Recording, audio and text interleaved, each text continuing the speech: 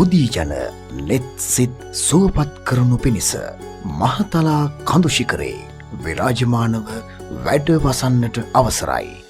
මාතලේ දිස්ත්‍රික්කයේ යටවත්ත රතලවැව ග්‍රාමයේ ඓතිහාසික වලගම්බා ආරණ්‍ය වෙහෙරගල රාජමහා විහාරස්ථ පූජා භූමියේ අඩි 1000ක් පමණ උස කඳු මුදුනේ ගල් තලාවක් මත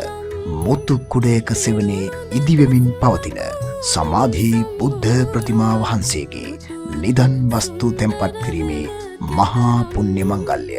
අස්ගිරි පාර්ශවයේ මහානායක අතිපූජ්‍ය වරකාගොඩ ඥානරතන නාහිමියන්ගේ ප්‍රධානත්වයෙන් අනුනායක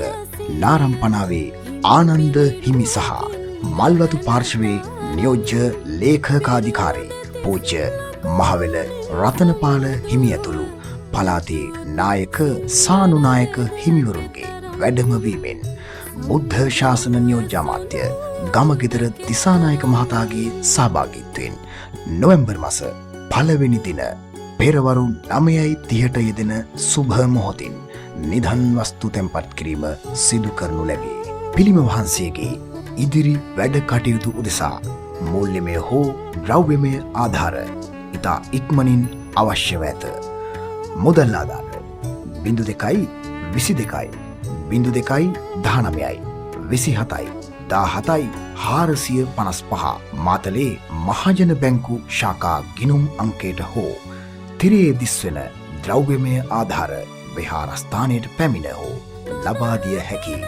වැඩිදුර තොරතුරු විහාරාධිපති දේල්ගොල්ලේ සීලානන්ද හිමි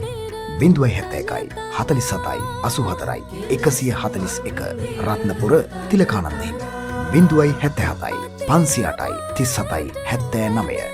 අජිත් පතිරණ මහත්මයා 071 68 67 699 ශ්‍රී සම්බුද්ධ ශාසනයේ චිරස්ථිතිය උදෙසා මෙම පුණ්‍ය කර්මයට දායක වීමට ඔබ සැමට කරන ගෞරවනීය ආරාධනාවයි.